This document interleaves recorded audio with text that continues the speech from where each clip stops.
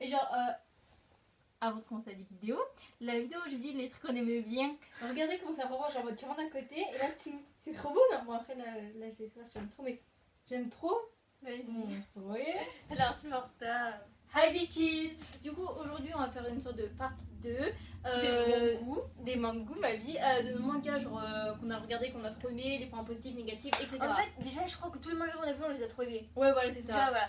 Mais du coup là on va parler de, comme la dernière fois, de 4 mangas et ils sont tous diversifiés donc c'est parti! On va commencer, donc c'est code 10. À la base on dit code JAS, mais bon on s'est fait reprendre, du coup code 10. Du coup, j'explique en gros le contexte et après j'explique vite fait l'histoire. En fait, la République Britannia, Britannia, en gros, elle a un peu genre envahi elle a envahi le Japon. Du coup, en gros, le Japon il est sous le contrôle de Britannia, etc. Et du coup, c'est plus spécifique sur l'histoire de Lelouch. Lelouch avant, il faisait partie, en gros, de la monarchie, etc. et tout, tu vois. De Britannia. Ouais, de Britannia, etc. et tout. Sauf qu'il s'est pas trop fait respect. Et du coup, en gros, maintenant, il cache un peu sa réelle identité, bref, ce qu'il était avant et tout. Du coup, je vais expliquer en gros un peu l'histoire. Lelouch, il va avoir un guide, donc il est spécifique pour chaque personne qui a 10. Et le sien en gros c'est quand on regarde quelqu'un, en fait il peut lui faire ce qu'il a envie, genre lui dire bute-toi, fais je sais pas la Macarena, bref fais ce que tu veux, tu vois.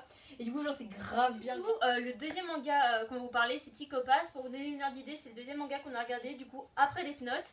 Donc ce manga il se passe dans un univers futuriste, c'est à dire qu'en gros la technologie elle est genre omniprésente, c'est à dire que par exemple c'est un programme qui définit dans telle ou telle filière tu dois aller plus tard, en gros ça définit le métier où tu vas aller, ton avenir, bref tout.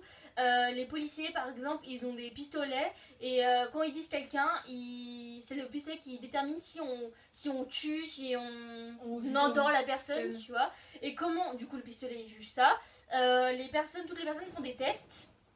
Et ces tests définissent le taux de criminalité. Ouais, le taux de criminalité. Et en gros, en fonction de tes humeurs, si t'es triste, par exemple, après un deuil et tout, limite, le pistolet, il peut dire en mode vas-y, go, on te tue. Tu vois. Genre, par exemple, imaginons, genre, t'es en train de te faire torturer.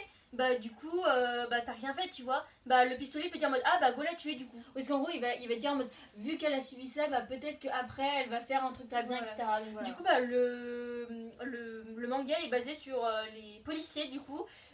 Qui vivent avec ça. Il y en a qui sont vraiment en mode la technologie, en mode on suit, et d'autres qui sont un peu en mode remise en question, en mode est-ce qu'on c'est vraiment bien et tout. Ouais, voilà, du coup le manga est basé sur ça et c'est vraiment trop bien. Du coup le troisième animé c'est Sword Art Online, donc SAO, grosse passion. Du coup je vous explique un peu l'histoire. En gros c'est des gens qui vont mettre un casque de VR. Un casque de VR c'est en gros c'est pour être dans un jeu et comme si c'était vraiment à l'intérieur du jeu, en gros comme si c'était en 4D, c'est ça qu'on dit, en 4D. Ouais. Et du coup en gros tu peux avancer dans le jeu, etc. Et du coup voilà, t'as un casque. Genre, pour expliquer la situation, par exemple dans le manga, les adolescents qui utilisent ça, en gros ils sont allongés sur leur lit et ils ont un sorte de masque comme ça et du coup ils rentrent dans le jeu comme ça.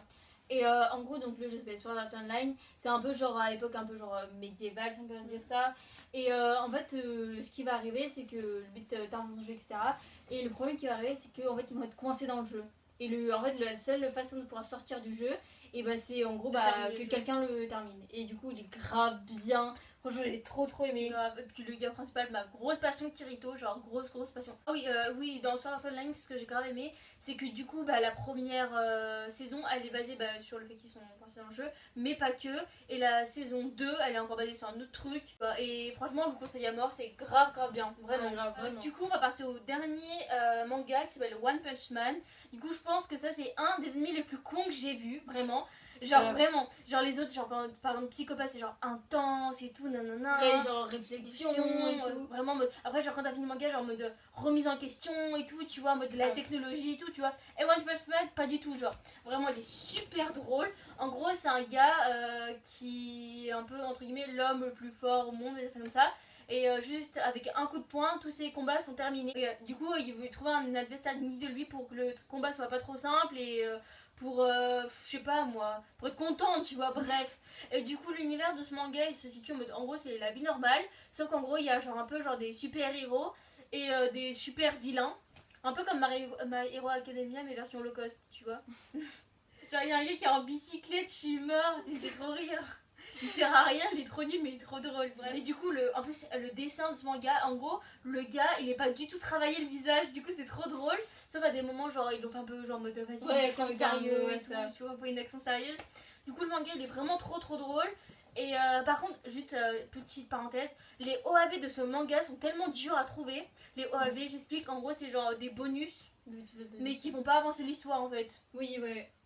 Genre par exemple, dans l'Attaque des Titans, donc dans l'ancienne vidéo, donc allez voir dans l'ancienne vidéo, bah par exemple, il parle du passé de Rivaille, par exemple, tu vois. Bah là, dans Boy Punch Man, il parle de conneries, enfin vraiment, c'est trop drôle. Et du coup, il y en a qu'on n'a pas pu Ouais, voir, c'est un on peu l'a vu chouette, en ouais. anglais. Ouais, moi il y en a 2 que j'ai vu en anglais. Ouais, voilà, pareil. C'est la fin de la vidéo. On essaiera de refaire un truc de manga. Pour l'instant, soit elle regarde pas le manga. Voilà. Bon, j'en ai vu d'autres. Je pense que j'en ai déjà vu 3 en plus. Dont My Hero Academia que j'ai déjà parlé. Du coup, je sais pas si j'en reparlerai en vidéo. Comme Be the Beginning, Oui. on va pas forcément en reparler. N'hésitez pas à nous donner des idées de manga. Genre, on est toujours preneuse. Du coup, n'hésitez pas à aimer, commenter, la cloche, bref, tout, commenter. Si la vidéo vous a plu. Ah oui, juste petite parenthèse, on l'a déjà dit dans plusieurs vidéos, mais on a un Insta pour chacune. Moi aussi, on a sorti un Insta commun où on fait plein de conneries. Enfin, là pour l'instant, il n'y a pas encore des vidéos disponibles, je pense. Enfin, on verra. Où c'est plein de vidéos qui servent à rien, mais c'est drôle, voilà. Du coup, il y avait des musiques qu'il y avant, donc jugez pas. Du coup, dans les musiques, moi c'est drôle que vous voyez mon évolution capillaire. Ah oui, c'est vrai. grave drôle. Du coup, voilà, c'est tout. Voilà. Bye.